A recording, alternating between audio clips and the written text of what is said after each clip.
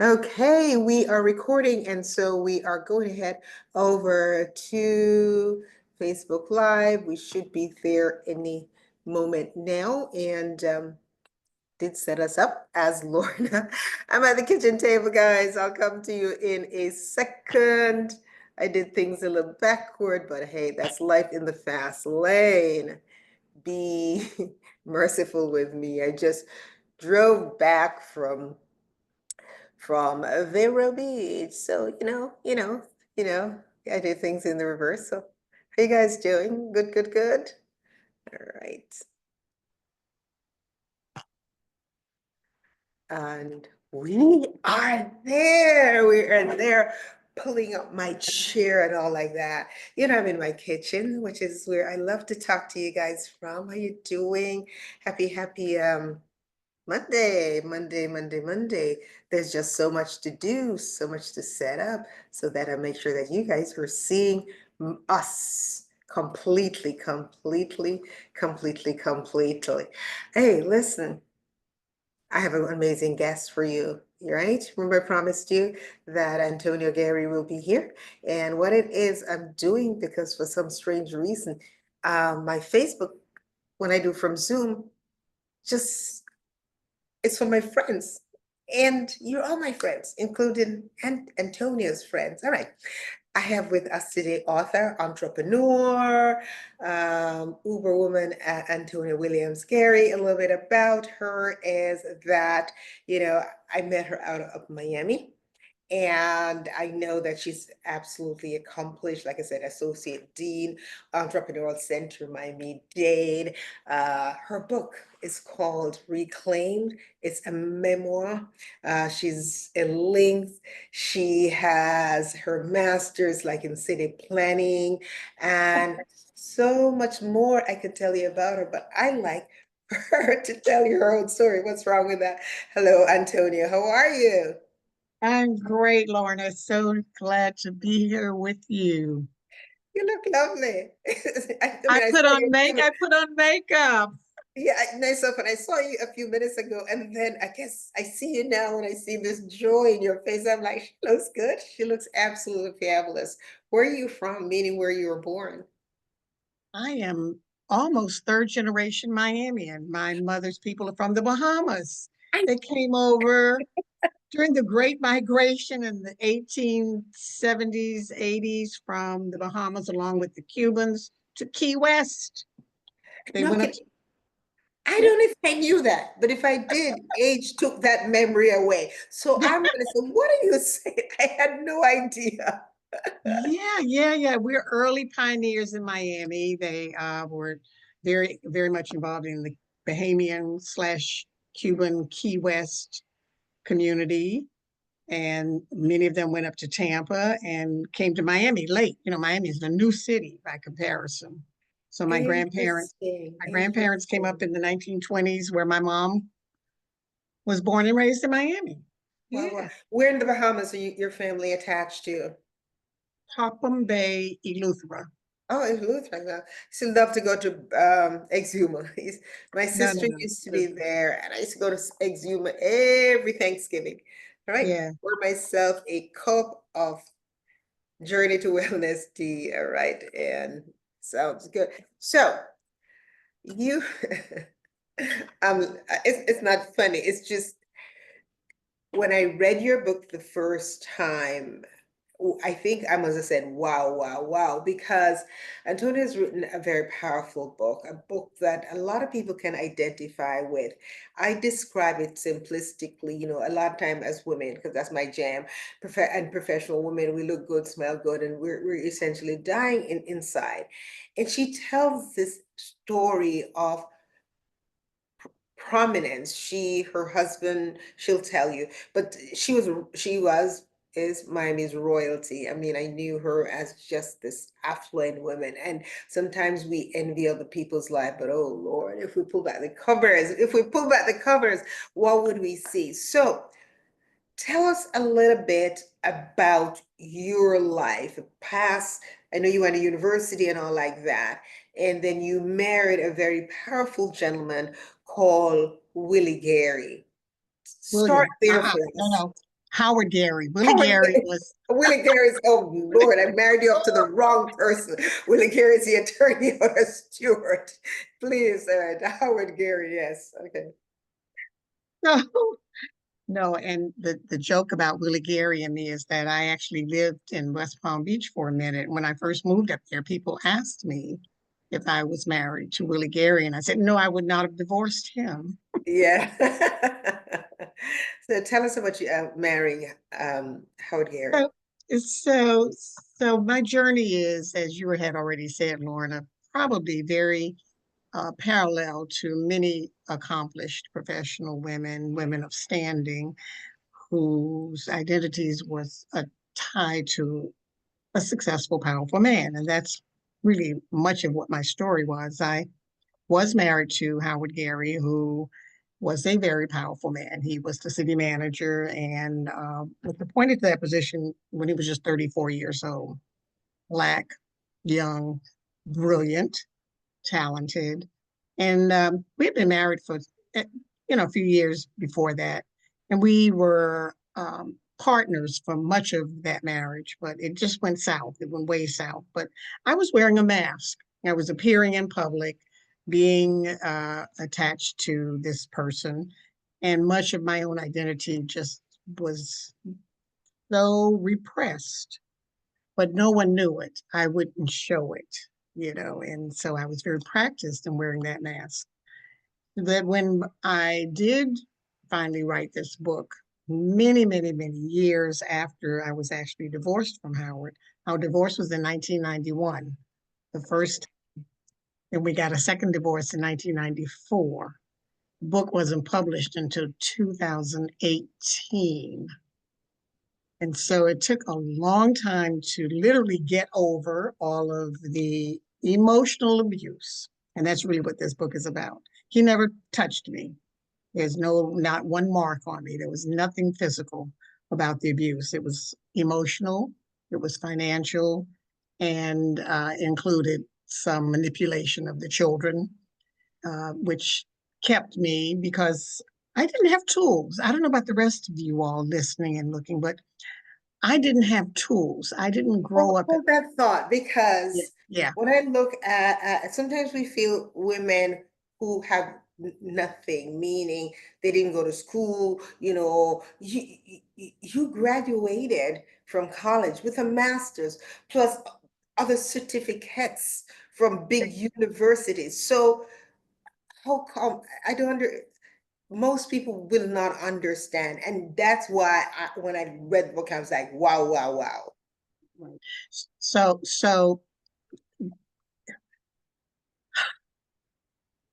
I listened to my girlfriends talk to me about things that they learned growing up and the lessons that they learned and the messages that they got about how to be an assertive, accomplished woman in the world. I skipped that chapter clearly. Yes, I was educated in some of the finest schools. I went to Marymount College. I was 15 years old when I went to college. I graduated. I had a degree. I started a career. I got a master's degree from Rutgers University 4 years later. I had a professional training. I worked. I had a career, but I did not know how to have an assertive, independent relationship with a man who, as it turns out, was a bully because I didn't have any of that experience in my background. I never saw that. I didn't hear about it. I wasn't prepared for it. There was nothing in my background. I lived a sheltered life, clearly. And so I didn't have the language, I didn't have the tools, I didn't understand that I could assert because being involved in a relationship with a bully, bullies learn to bully people who can be bullied. So I had to learn how to become independent, assertive, and to then not allow myself to be bullied. But that was after going through an extended period of being emotionally abused. So I was so torn down, beat down, and um, masterfully manipulated for so long that I didn't realize It's like the crab in the pot of boiling water, but before you turn it up to boil it, the crab starts out in a cold pot and the heat is eventually turned up. And so my case was kind of classic. And I use, there is something published called the Power and Control Wheel. It's very well known in the therapeutic community. And so a lot of what I experienced was just very classic physical violence, sexual. In my case, it was never physical, it was emotional abuse. Why did he need that tool? Because he's bright. The Howard we saw, first of all, we were all proud of him because it's like back then we'd never heard about this phenomenon, right? And and so you think, and he's good looking, right? So what was his problem? As we normally would say, what's his problem? Well, one of the things I'm not going to do is I'm not his therapist. I mean, I can tell you Okay, what happened to me. right. So the first thing that and I talk about it in the book, I did not marry a bully. I married the boy next door.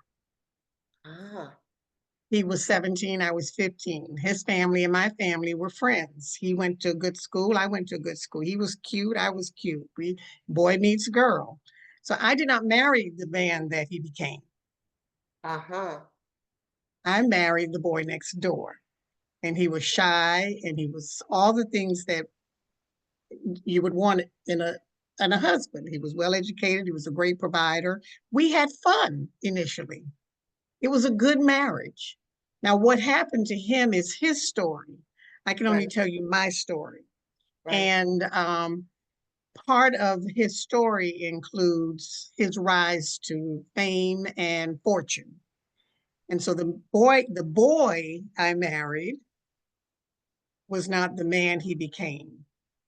And there are lots and lots of things that we went through. The rise to a very high position with a lot of pressure at a very young age in an environment like the city of Miami, which was fast changing. This is all taking place in the 80s. Right, right. The riots, the takeover by the Latin population, which we now know as Miami. A lot of things were going on. Corrupt police, drugs coming in wholesale.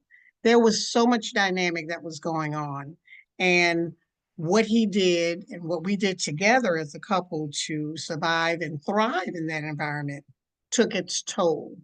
When Howard left government for a few years, he did a lot of different things. We invested in a fast food chicken franchise joint. We were involved in real estate. We owned hundreds of units of apartment buildings in Overtown, blah, blah, blah.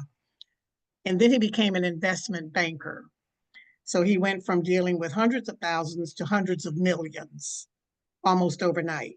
Did that have an effect on him? Clearly. But that's his story. And I'm not here to tell his story. I'm here to tell my story and what happened to me during all that was going on. We were married for 23 years. So usually friends sometimes even know before, say, we confide in them. Yes, And so is that also a part of your story? yes, yes. How did People that did. play out? So people began to tell me and ask questions and make some comments regarding their concern for my well-being because a lot of the behavior that I'm not going to go into detail about, you'll have to read the book, Uh, uh, became pretty public. And it was embarrassing and it was shameful. But by this time, I had put on what I call my armor. My armor included an attitude. Don't talk to me. You're not going to be able to pay my bills. You can't help me raise my children. Don't bring this stuff to me because I felt you couldn't help me.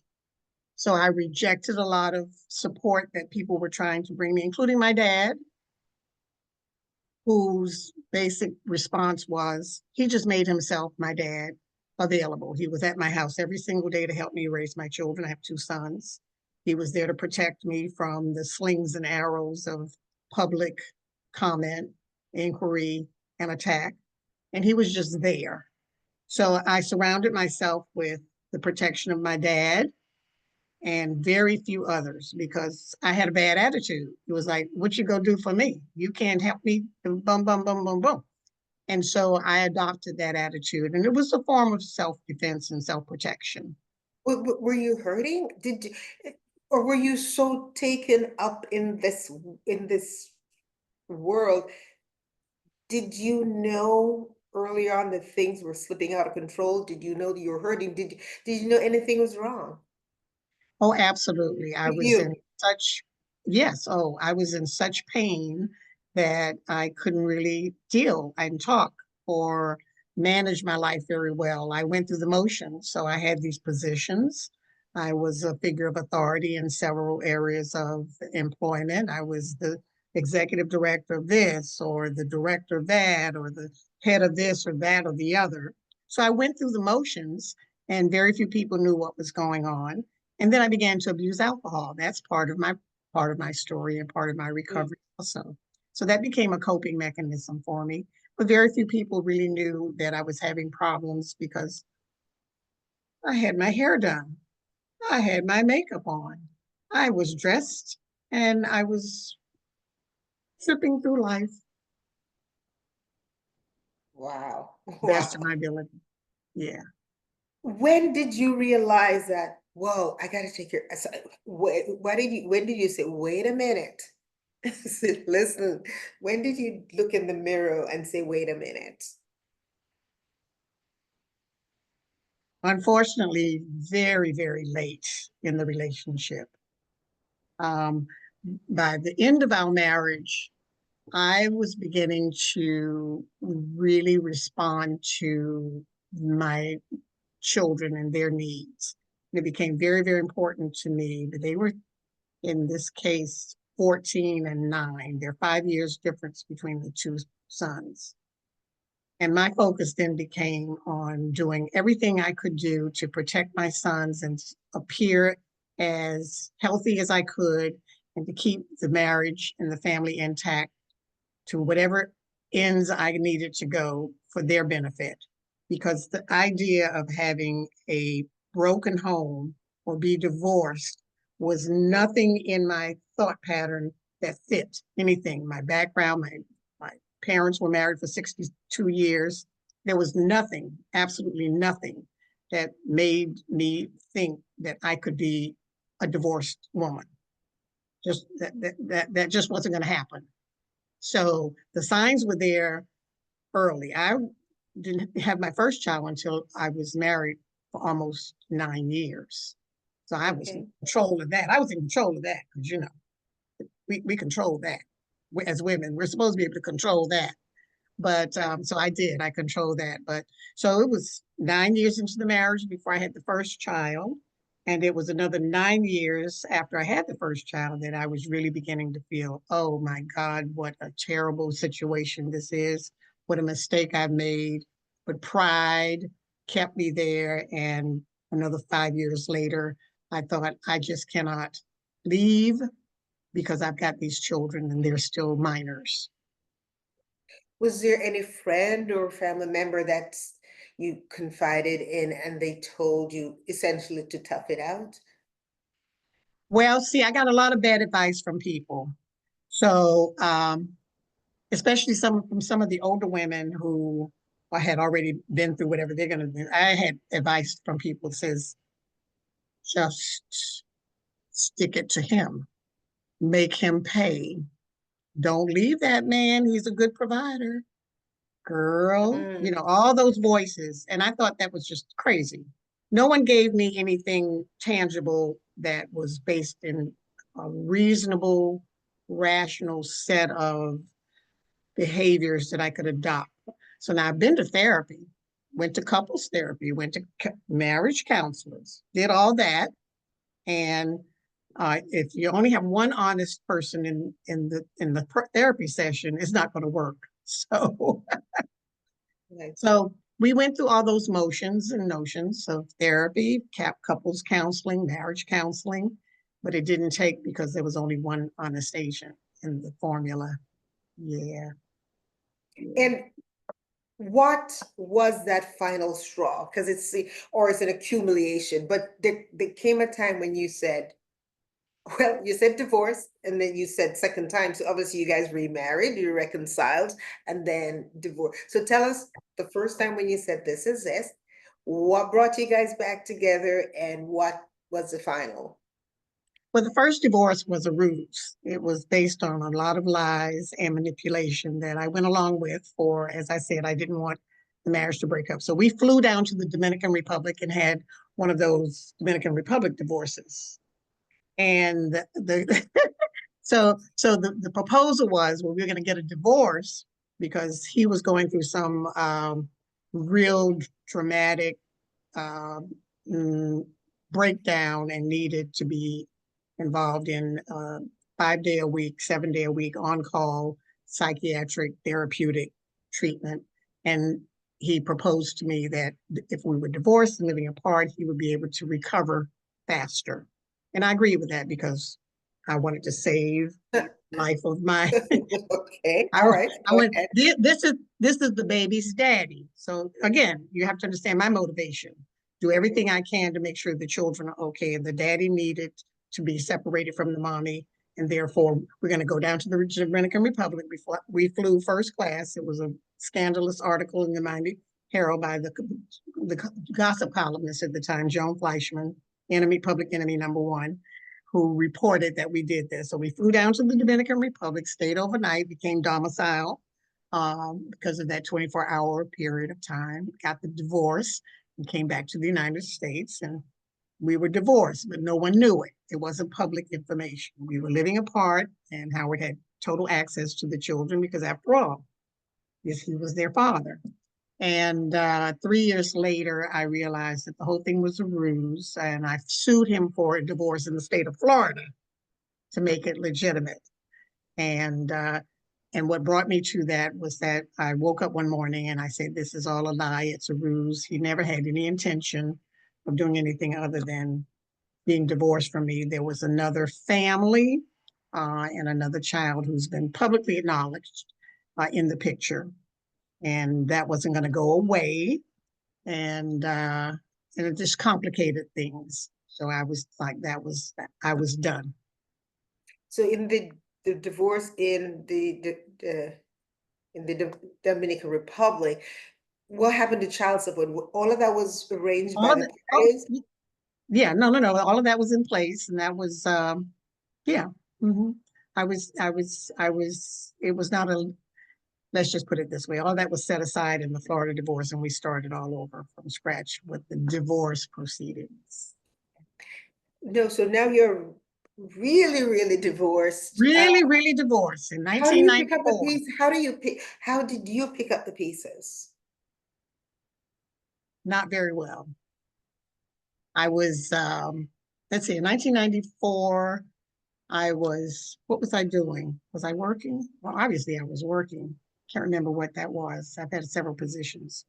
But yeah, I worked, took care of my children, and continued to be in denial about what had happened all the preceding years, and wore the mask and covered up. And very few people knew what was going on. And I began to just continue to self-destruct with the use of alcohol and some other bad behaviors, which you have to read the book to find out more Yes. about.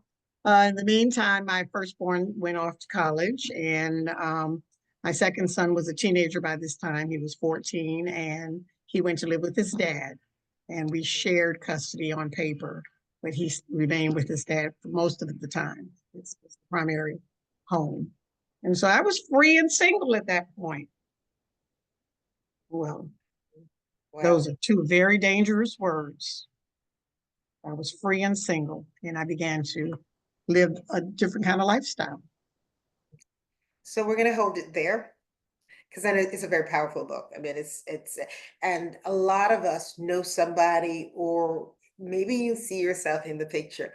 But come April 26th, do come to our literary jazz brunch here in DeLand. Remember, it is not at the Athens Theater, it's at the beautiful Northwest Square. So do remember this. Whatever price tickets you've purchased, it allows you to do this.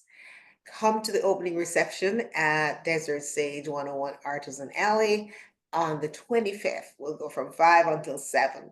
There you'll meet Leah Brooks, and she's going to talk to us for about 15 minutes or so about container gardening. I just thought it was we all want to learn how to do that, so she'll be there. So that'll be a little something, something for us in the garden. And then bright and early Saturday morning, 10 a.m. to 10:15, those of you who have purchased buffet tickets, brunch tickets, that is your time to come. Be on time. We start early. We start not early. We start on time, right? Because I want everything to go clockwork, and I want you all to be seated by 10 o'clock, right? Because we start eating at 10, and you have an hour and 15 minutes, and you're in this private dining area by yourself. You'll get to meet each other. We only have space in there in the brunch for 50, right? So we're almost there. So if you want to have brunch catered to by Telavega, it's nice, it's cozy, it's comforting, then get your tickets tonight. That is $85. That includes everything, including the event itself and the after party, which is at like 2:30 in the afternoon at Artworks. They'll have a beautiful little cocktail party for us at that artist consortium, right? So you need to get your tickets. Now, if you're not coming to the brunch, I don't know why, then the author event, it's $25, right? And you still come to the opening reception, it's a good deal. It's a good deal. But this is the kind of stuff you're going to hear, right? Right. And we'll have Gerald Robinson, the first author. We'll have Shine. You all love Shine. Shine is masterful at the guitar, and she'll be doing some fabulous jazz for us, but she's gonna let it rip.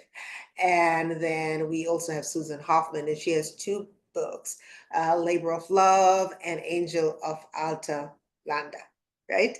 And she writes amazingly well. Did I tell you that? She writes amazingly well. She's already book hotel, book air air flight and everything. So folks are coming from Texas, the out of towners so far coming from Texas and Georgia, right? And all over South Florida. So I look forward to seeing you guys. Remember why we do this. Serious note, seriously. Every 90-second, a woman dies. You should hear that and feel this, right? And know that there's something we can do about it. Every 90-second, a woman dies from complication of pregnancy that can easily be prevented. It could be simple as teaching hand washing to traditional birth attendants. However, having done this for quite some time, for example, in the Democratic Republic of the Congo, Somaliland, Ethiopia, I now know for sure, what is going to move the needle for sub-Saharan Africa is to have every mother attended to by a trained birth attendant. That is it, period. There's nothing else you can do that's going to reduce maternal and infant mortality. Just that one simple thing. So we have committed to providing full scholarship to a young woman to go to midwifery school. And my vision is 100. If we do 100, if we do it in one day, we can stop and just have fun for the rest of our lives, right? 100 midwives I want to train for Africa. It's $2,500 a year, and that includes everything. It's 10,000 for 4 years, and that includes books and everything. So I ask you, can I count on you to make a difference? Can I count on you to donate whatever you can, all or whatever you can? Because we can do it. We really can do it. I've spent a couple years walking among rebels. You see those rebels they talk about, M23? Been there, done that. Been stopped by rebels, been stopped by the United Nations, It is a story that I will tell sometimes, but the bottom line is that we can all do something. So get your tickets, $25, bring a friend, tell a friend, like somebody from Miami called me and said, hey, talking to two friends out of Mandor. That's what I want to hear, because if we do that, man, we're good. So come see This is powerful stuff. If she was the only author, for real, and I'm serious, if Antonia Gary was the only author, it'd have been well worth your coming. So peace and blessings. Go to desert-sage.co, get your tickets, or come to my store, 101 Artisan ALA, and tell everybody about us. Even if they can't come, we have amazing candles and teas and natural body wash and lotion and honey.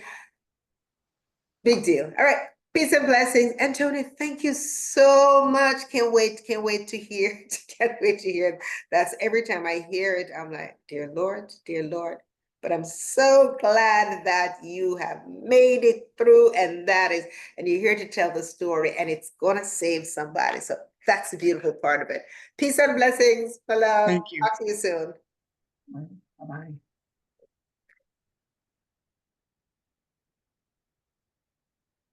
All right.